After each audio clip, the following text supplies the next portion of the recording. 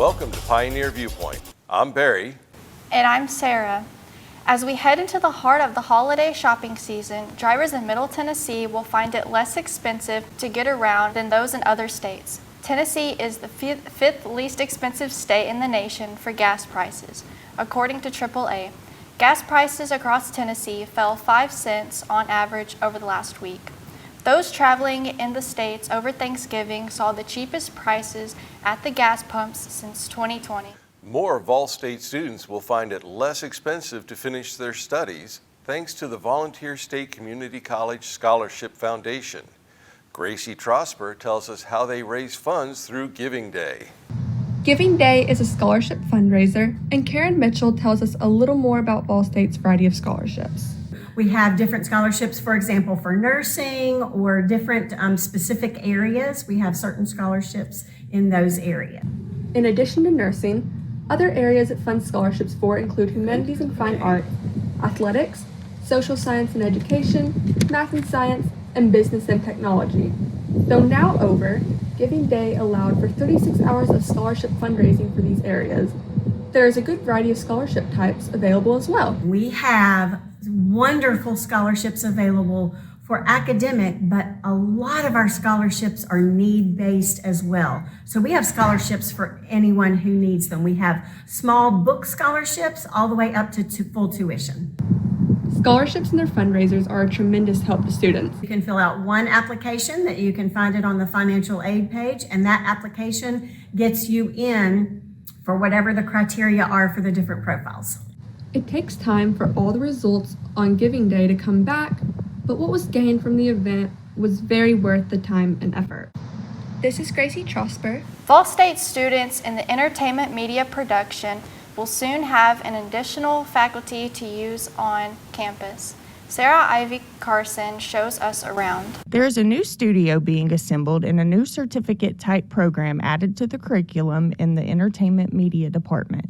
I had a chance to sit down with the head of entertainment media production here at Vol State, Steve Beischer, about this new project and what it means for students. We have a new studio that we're building that is going to cover both Atmos, which is immersive audio, and if you go to a movie now, it's all immersive audio. It's all in surround sound, but it's surround sound with extra. And then we're also making the same studio a Foley recording space. And Foley is when you're making a movie and you're needing to put the footsteps and the glass shattering, all the sound effects. That's what Foley is. So we're developing a class that will do Foley and voiceover dialogue replacement and the immersive audio all in the same studio. So it's going to be a really neat space where two classes are going on simultaneously for different reasons. And the first part will be learning how to capture and how to perform and do those things. And then the last part of the class will be actually mixing it. So the students will be able to go away on their student films. They'll be able to raise the level of their student films from a professional standpoint by having, good Foley, good sound effects, good dialogue replacement, all those aspects covered. And then it will be Atmos mixed in Atmos, so that it will be the same as any movie that you would go see now. The studio is being assembled in the Raymer Administration Building right across from Vol State's 88.5 WVCP radio station. The anticipated date for the new program is fall of 2025 or spring of 2026. This is Sarah Ivy Carson reporting live from Vol State campus. Sumner County's water is about to become safer thanks to a series of grants. Cities and water districts in Sumner County are getting a boost with grant funds from the American Rescue Plan Act. $19 million was allocated from the state, while another $9 million comes from the county through ARPA. The city of Portland stands to benefit the most from this announcement, as their source of water is from the West Fork of Drakes Creek. Mayor Mike Callis says rainfall shortages have created an issue. I want us to try to figure some of this out where they don't have to worry about, hey, if it don't rain for 8 weeks, are we going to have water? The project is a collaborative effort to update aging water infrastructures, aid in drought mitigation, and provide safe drinking water despite natural disasters. Some surprises are awaiting fans as we head into the heart of the winter sports scene.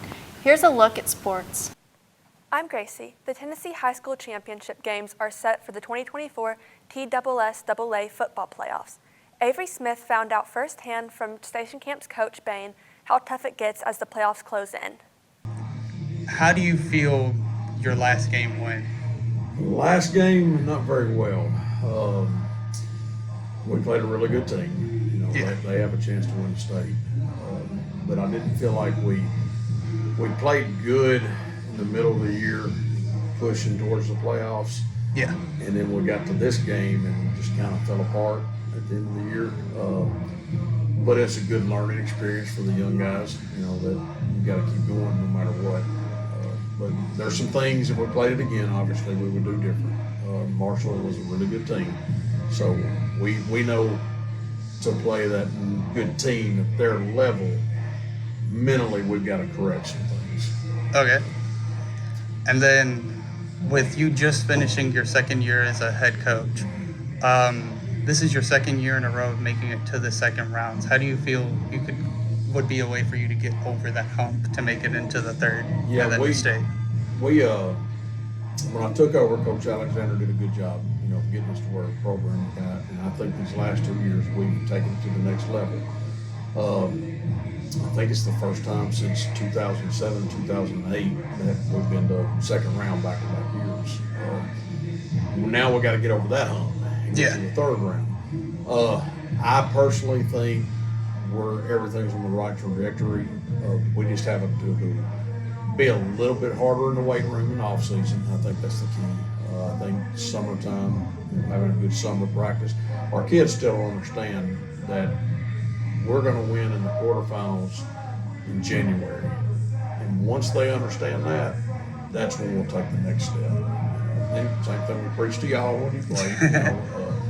You know, they have to understand that making it past round 2, it's about what we do in January.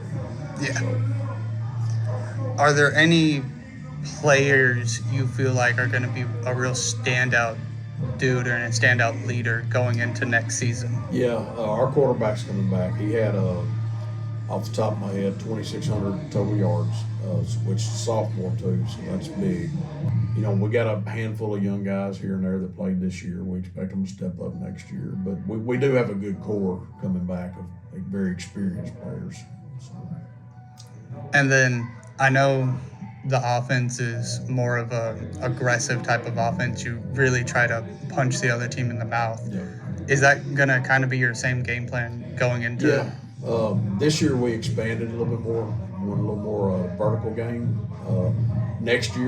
Hopefully next year we can really attack the whole width of the field. This year, you know, we kind of punched people in the mouth, started going over the top of them. This year we want to attack them those two ways, but add in the width, because it's hard on defense if you have to defend the width of the field. Yeah. So that's in our plans for next year.